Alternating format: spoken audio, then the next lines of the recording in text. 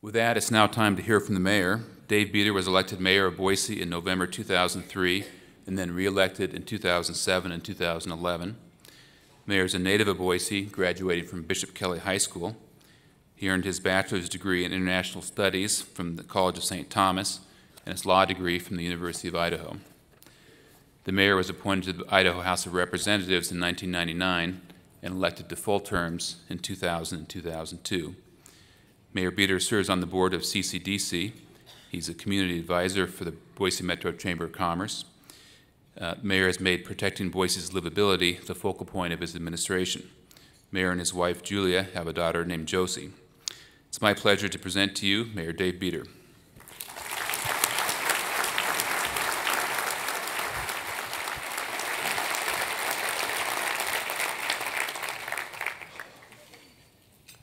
You know, The Far Side was one of our greatest cartoons.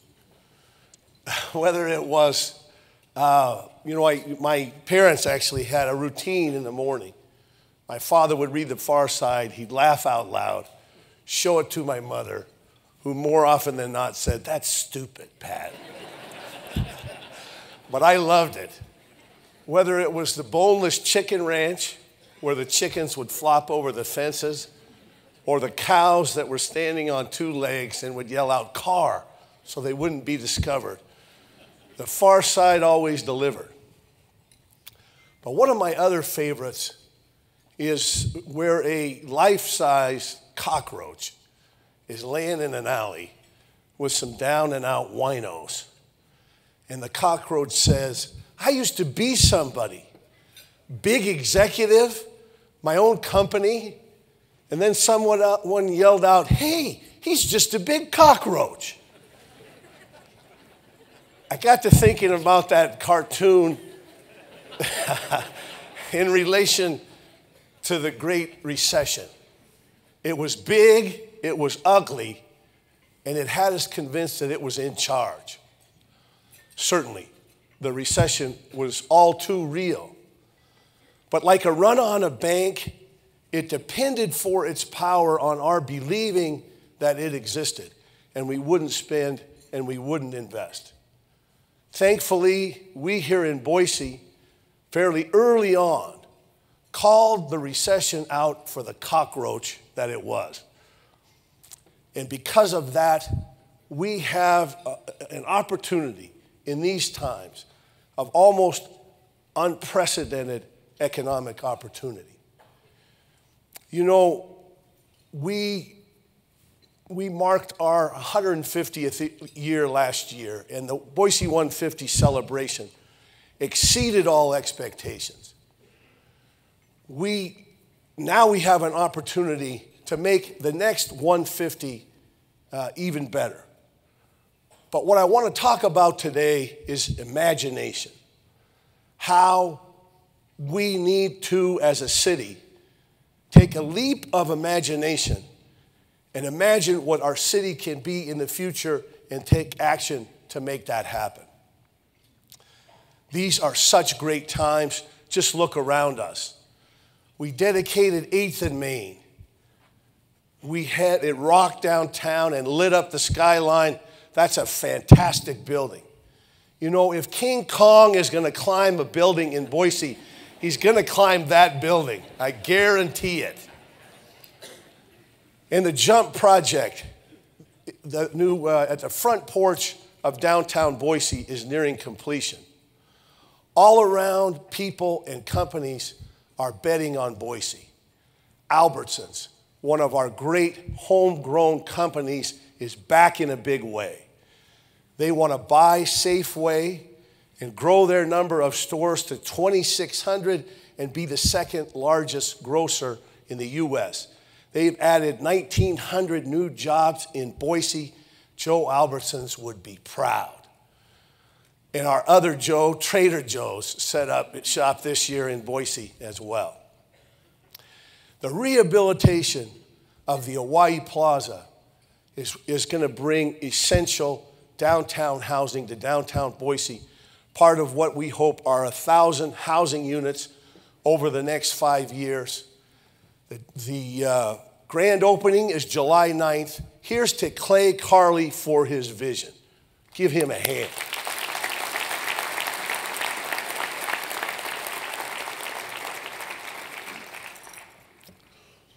But of all the great projects going on in downtown Boise, I think the most important one maybe ever is the City Center Plaza, the development next to the Grove, because it's a triple bank shot.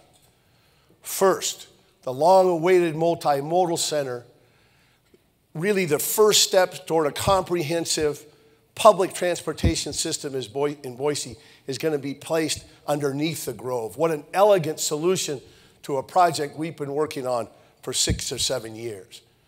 Second, the even longer awaited expansion of this convention center is going to double the total square footage and make us competitive in 70% of the convention center market, where now it's only 20%.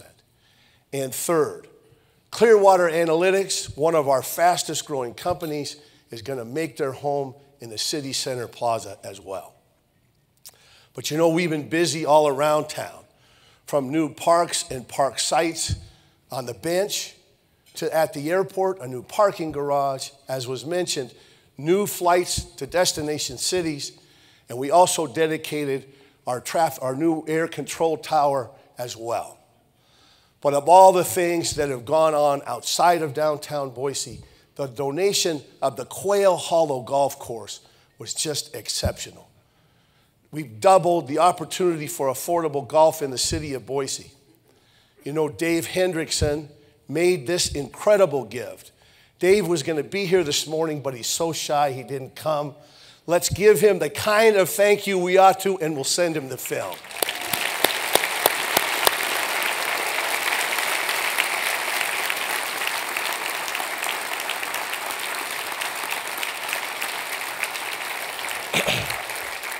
I got the call about that donation from an attorney I know pretty well, and he said, we'd like to donate a golf course. And I said, excuse me, a miniature golf course? No, the Quail Hollow Golf Course. You know, folks, we have a great city council as well. They're like a 6-piece jazz band. They all play every tune, but then it comes time for their solo, and they do a great job. Ben Quintana, he really trumpets economic development issues. Elaine Clegg eats planning for breakfast. Our council president, Mary Ann Jordan, has become our point person on transportation issues.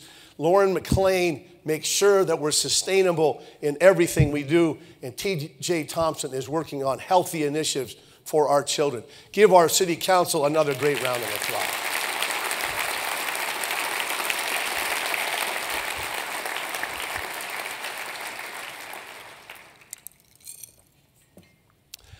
You know, Boise's on a roll. Boise is thriving, but we have to stay vigilant. One challenge is the potential downsizing at Gowen Field. You know, Gowen's been here since the 1940s when Jimmy Stewart trained there. We fly the A-10, the Air Guard flies the A-10 out of Gowen, and they provide critical air support for our ground troops. But the Pentagon wants to retire the A-10 and not give Gowen a new mission. On top of that, they want to move the Air Guard to Mountain Home. That's bad for Boise's economy, but it's also bad for the Guard because they'll have to recruit away from the population center of the valley. Gowen is one of our largest employees with around 1,000 people, and the Air Guard alone represents about $80 million of economic activity. You know, these men and women went to war for us. We have to go to bat for them and save Gowen the way it is. I think it's critical for the security of our country. All we've really ever asked is, we believe that Gowen is one of the most cost-effective and best bases in the country. Show us how it isn't, and we'll agree with you, but they haven't given us any information at all. I've been banging on pots trying to raise the level of this issue. I want all of you to join me. There's some indication that the A-10 is going to be around through 2015. It's up to us within that time to get Gowen a new mission, and all of you need to help us.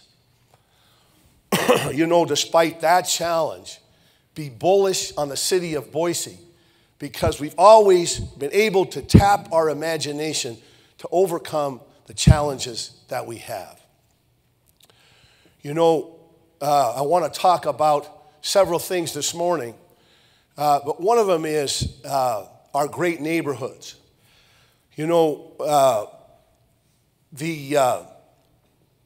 one of our greatest points is how our neighborhoods work together.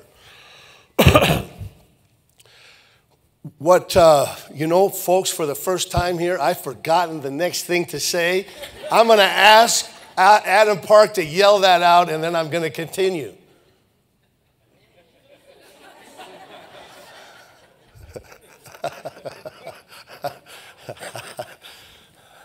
It was bound to happen eventually, folks, and that was today.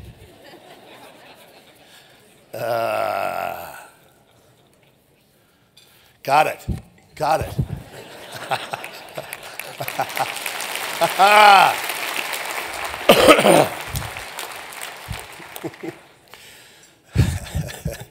You know, we have so much talent here in the city of Boise. From one of the greatest school districts in the country, to the graduates of Boise State University, to the graduates of CWI. These are the business and civic leaders of tomorrow. But how do we keep this talent and grow this talent here and make sure that they return to Boise to reach their full potential here? Well, I had a chance to read a wonderful book recently. It's called Smart People Should Build Things.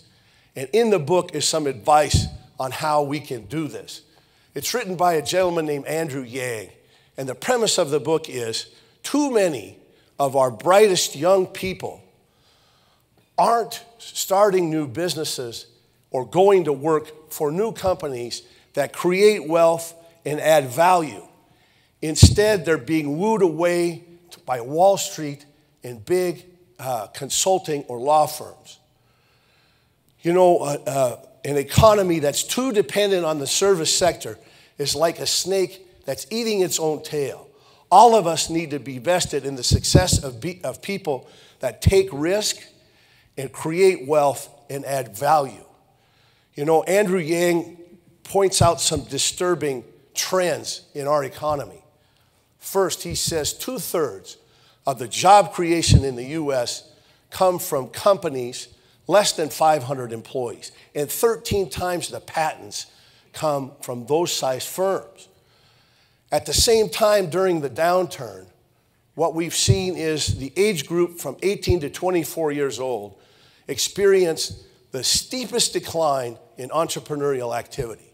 We all need to be worried about that, because here's what else he said.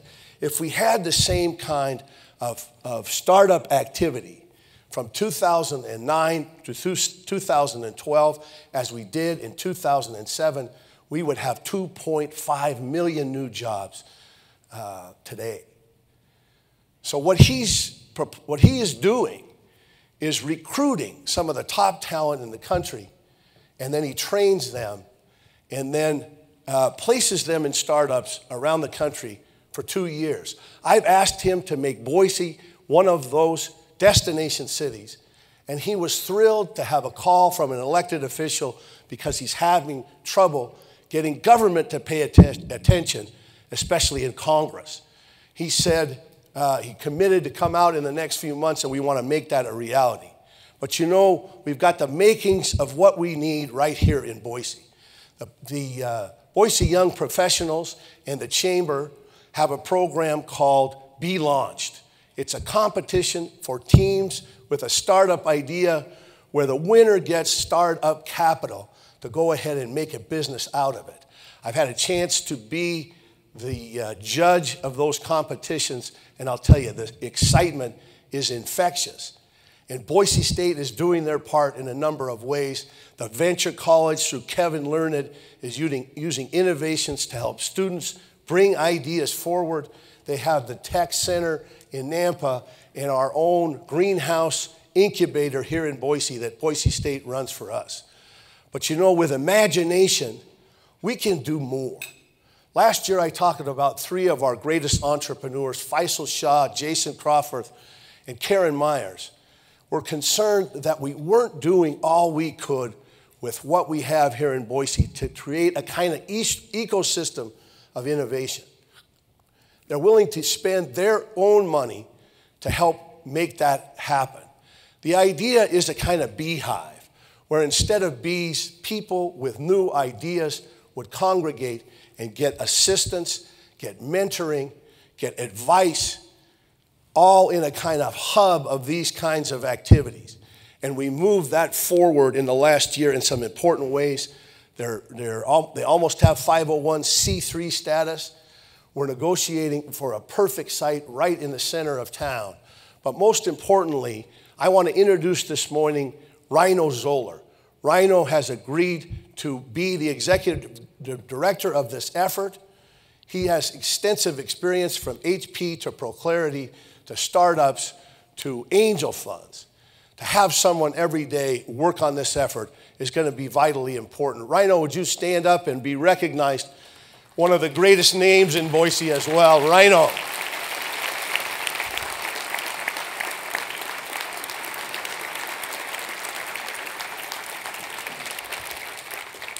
We also have our first patron, who we aren't even open yet, and this gentleman, Mike Hollenbeck, wants to set up shop there with a med tech idea. There's already people wanting to take advantage of this, and we're not even open. Well, you know, now some good news at the Boise airport. You know, we heard some time ago that Skywest Airlines wanted to open up a new maintenance facility. Skywest is one of the largest providers of air service in the country with over 330 aircraft and over 10,000 employees. When we heard this news, Rebecca Hupp, our airport director, and I chartered a plane through Jackson's, and along with representatives of BVIP and the Idaho State Department of Commerce, we went down to St. George, Utah to sell Skywest on Boise.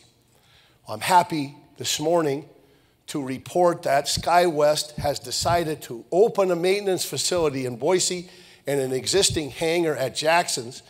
And while we're not sure yet the total number of jobs, we do know they'll be able to service 3 large planes every night, and that the wages they will pay are wages that will serve a family well. But that's not all.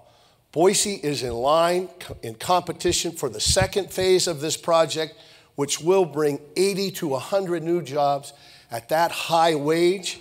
The capital investment will be between $20 and $30 million. You know, this is a great time to take advantage of the economic times we see to make what we want our airport to be, a catalyst of economic development and job creation. This is one of the great collaborative efforts we've been on.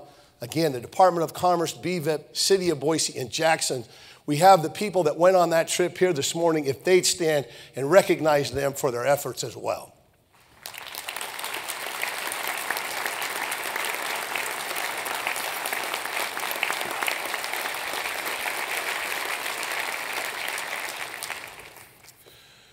You know, I want to finish by talking about vision and imagination. Our vision in the city of Boise is to make Boise the most livable city in the country. And we have a number of initiatives to push that forward.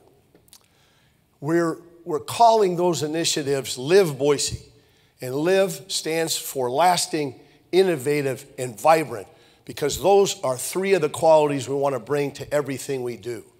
By organizing our efforts in this way, we want to get even more people involved in the effort to make us the most livable place. Let me tell you 3 ways in particular that Live Boise is going to work these ideas forward. First, you know, we need to redefine and indeed reimagine downtown Boise. We have a great downtown, but downtown isn't just 5th Street to 15th and State Street to Myrtle. Downtown really is from the Bench to 4th Street, from Broadway to the Whitewater Park. That's the size of downtowns in many cities.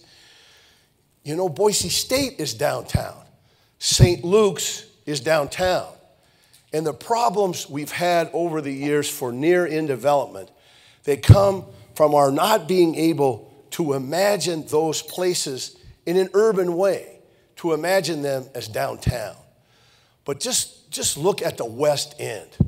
The investment in the Whitewater Park and Whitewater Park Boulevard is already starting to see the kind of dense urban development that we want to see. There's a food truck area opening in a few weeks, but that's just the beginning of what we're going to see when we think of an area like that as being in downtown Boise. You know, second, we need to connect our community. We need to make it easier to walk and bike and take transit as we get along about town, all around town. And you know, the ACHD decided to pull the buffered bike lanes, and I think that's, at least for now, I think that's a huge mistake.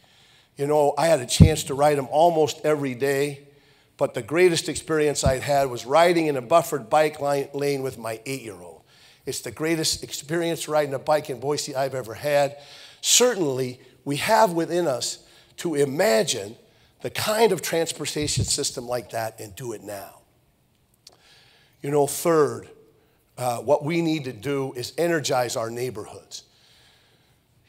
We have a project in the Vista area where we want to take everything at our disposal and work in that area to serve as a model of what we want to do all around Boise to raise the quality of life in that area.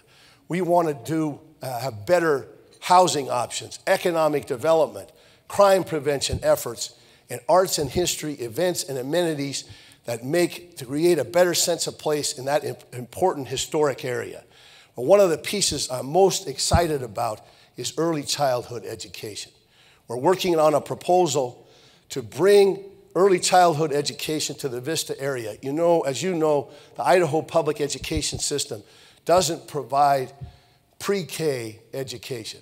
We think it's time that Boise took the lead and did some of that in the Vista area. We've been talking to the school district and getting great advice. We're going to be reaching out to civic organizations and members of our community to help us. We'll lead the way. We'll get a professional provider. We'll do some early childhood in the hopes of doing more. Help us out with this. It's such an important issue. For every dollar we spend in these ages, we get $7 in saving later on in reduced law enforcement costs, in better reading and math skills, and with students prepared to learn. I got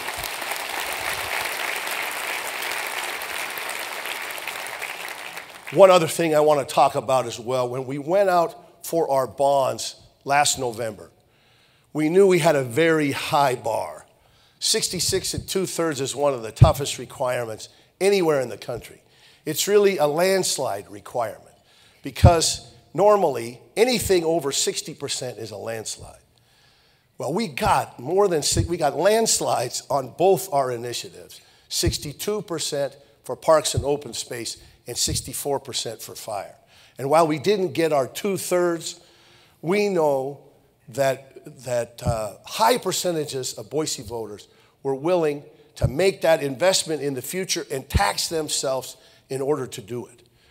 You know, I believe with those numbers, we need to go back to the voters again in November. The question is, how do we place that? I believe our highest priority has to be our fire facilities. Boise's bravest simply need the best that we can give them in order to do their jobs.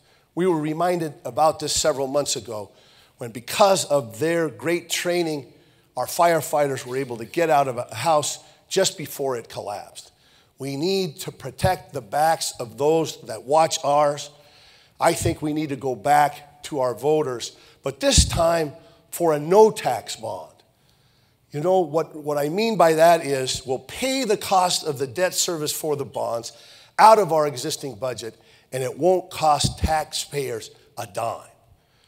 What we'll do is go back, I believe, on fire facilities only, and a no-tax bond ought to be able to get us those few more votes that we need. Can't you all support a no-tax bond? Give it a hand. Come on, folks, be with me.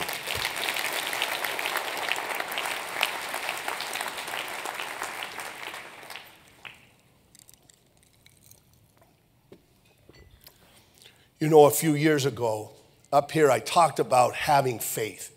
Faith in ourselves. Faith in our collective wisdom. And that faith has been borne out. We have the greatest opportunity in our lifetimes to build the kind of Boise our children deserve. But we have to make the most of this time. We need the only thing, I believe, that stands in our way, if you take anything away from this morning, let it be this. The only thing in our way is a failure of imagination. We need to imagine what Boise will be and then get to work building it in that way. Look at our greatest successes. The Boise rail line and the depot, the Greenbelt, the foothills. These are all successes of our collective imaginations. You know, my older brother sitting right over here had as his first summer job when he was 14 years old to build the very first stretch of the Greenbelt. It wasn't a very big stretch. It was a road to nowhere. But because we had the courage of imagination to think about what that could be, we are the envy of every city in the country. I know because my peer mayors tell me that when I talk to them. To have 26 miles of Greenbelt on both sides of the river is unprecedented. To look up, absolutely, for all of you, to look up at the foothills, at that open space, and be able to say it's going to be like that forever is success of our collective imagination. You know, we need to take a leap of imagination now. We need to imagine an economy based even more on high knowledge industry and workers, where great ideas get everything they need to mature right here in Boise. We need to imagine a transportation system where we walk and we bike and we take transit. We connect Ada County to Canyon County and every point in between. We need to imagine an Idaho where a person can marry the person they love, where equality reigns.